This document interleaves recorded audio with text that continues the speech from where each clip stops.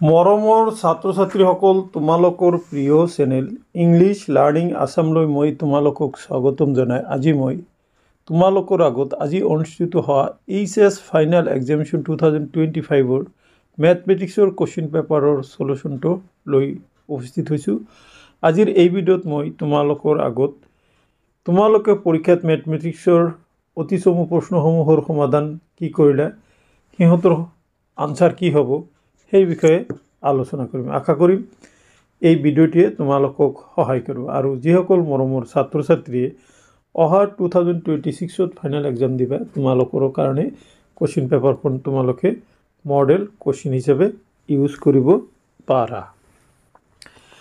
মৰমৰ ছাত্ৰ ছাত্ৰীসকল, বলাচোন আজিৰ মূল ভিডিঅ'ৰ বিষয়বস্তুলৈ যাওঁ। এইখন আছিলে তোমালোকৰ মেথমেটিক্সৰ কোৱেশ্চন আৰু ইনষ্ট্ৰাকশ্যন দেখা। ইয়াতে প্ৰশ্ন অনুত দি আছে, তলৰ প্ৰশ্নবোৰৰ উত্তৰ দিয়া যিকোনো 10টা। এ নম্বৰ দিছে সংহতি A1 2 3 পৰা B = A B C লৈ মুঠ কিমানটা একৈকী ফলন আছে।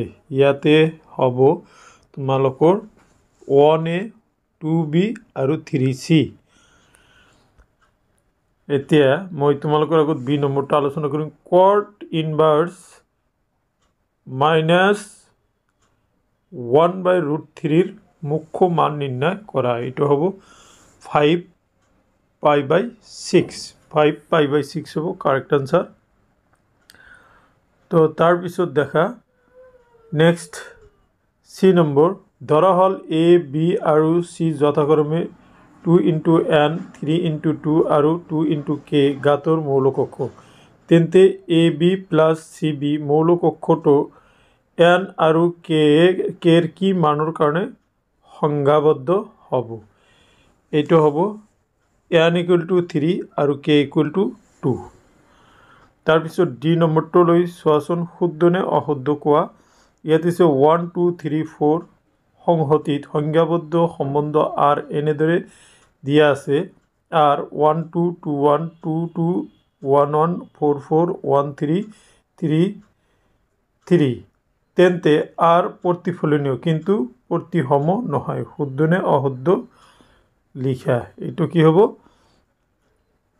এইটো তোমালোকৰ শুদ্ধ হ'ব। নেক্সট তোমালোকে ই নম্বৰলৈ আহা। e⁴ x² + 1ৰ x সাপেক্ষে অৱকলজ উলিওৱা। এইটো কি হ'ব? তোমাৰ ই নম্বৰৰ আনসাৰ হ'ব 2x e⁴ x² + 1। f factorial e⁴x into 1/x - 1/x² dx = what? এইটো তোমালোকৰ এফ নম্বৰৰ আনসাৰটো হ'ব e × 1/x। Okay, e × 1/x। D number দেখা, dy/dx⁴ + 3 × d² y/dx² = sin x অৱকল সমীকৰণৰ ক্ৰম নিৰ্ণয় কৰা। এইটো 4 হ'ব। আচ্ছা, এতিয়া দেখা তোমালোকৰ আগত 23 নম্বৰৰ প্ৰশ্নটো আলোচনা কৰিম। 0ৰ কি মানৰ কাৰণে A × B = A মুঠ A মুঠ B হয়, য'ত থিটা হৈছে ভেক্টৰ A আৰু Bৰ মাজৰ কোণ। নিশ্চয় থিটাৰ মানটো কি হ'ব দেখা। 23 নম্বৰ থিটাৰ মান হ'ব π/2।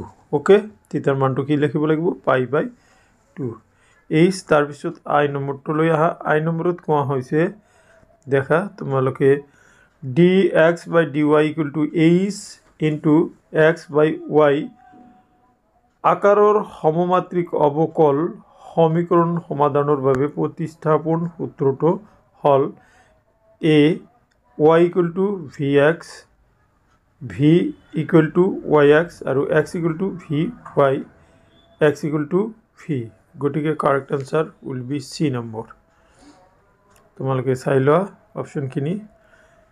জে নম্বৰ A 3 1 × 1 মৌলিক অক্ষৰ নিৰ্ণায়ক উলিওৱা এইটো হ'ব -3 হ'ব তাৰপিছত কে শুদ্ধ নে অশুদ্ধ লিখা sin x plus 100 to cos x ৰ এটা পূৰ্তি অৱকলজ এইটো কি হ'ব ফলছ হ'ব ওকে এতিয়া মই তোমালোকৰ আগত এল নম্বৰটো লৈ আহিছোঁ এল নম্বৰটো হ'ল -2 4 -5 আৰু 1 2 3 বিন্দু সংযোগী ৰেখাডালৰ দিশানুপাত উলিওৱা এইটোৰ দিশানুপাত হ'ব দেখা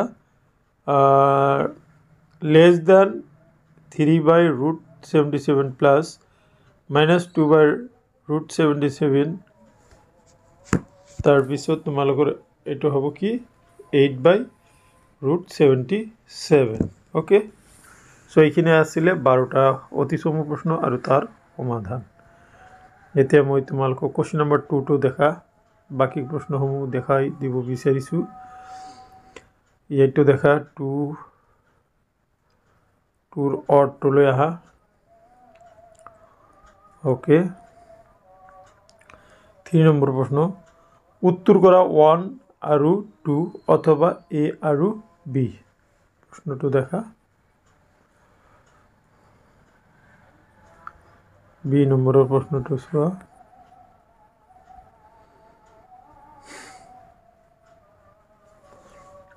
ए বিষম সমমিত মৌলিক অক্ষ এটার উদাহরণ দিয়ে বি নম্বরটা চোৱা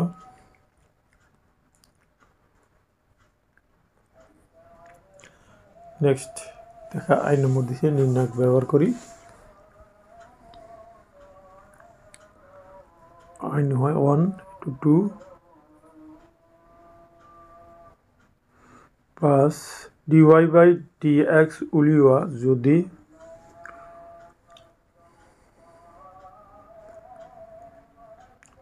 তাৰপিছত fx = 4x cube minus 6x square minus 72x plus 30 দ্বাৰা নিৰ্দিষ্ট f ফলনটো কোন অক্ষত আছে বৰ্তমান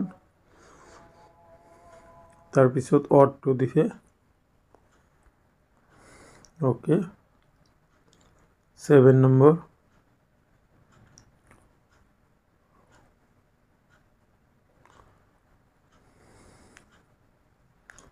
और इवैल्यूएट दिसे এটা মান নিৰ্ণয় কৰিব দিছে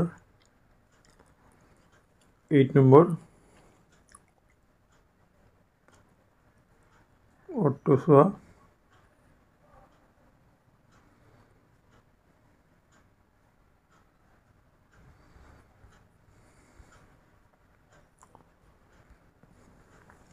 नेक्स्ट 9 নম্বৰ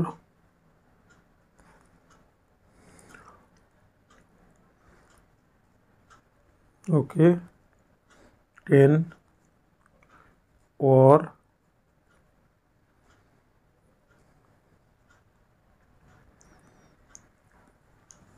11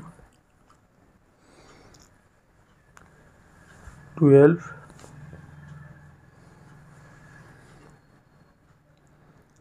ओके 13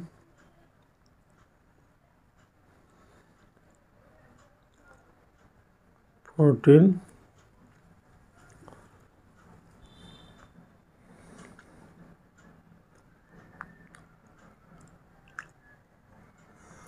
15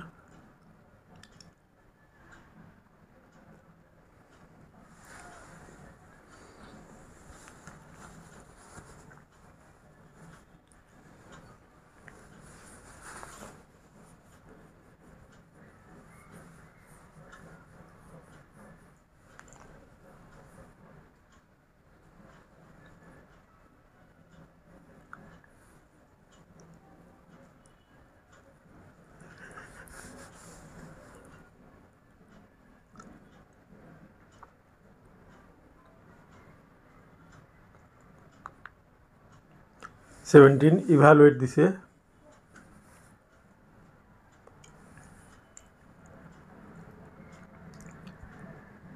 18 তলৰ অবকল সমীকৰণ কেইটা সমাধান কৰা যিকোনো দুটা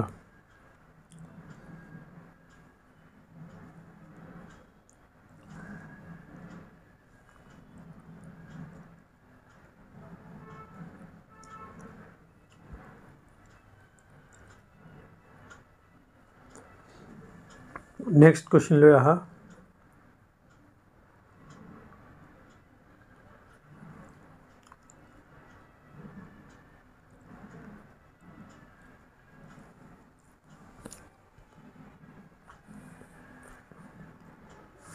okay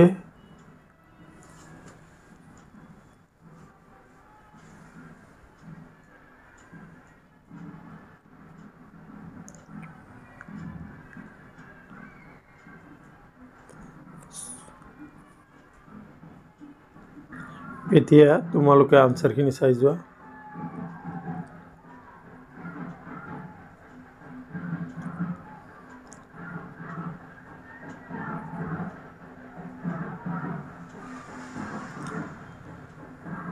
okay so my dear students এইখিনি আছিল আজিৰ এই ভিডিওৰ বিষয়বস্তু थैंक यू सो मच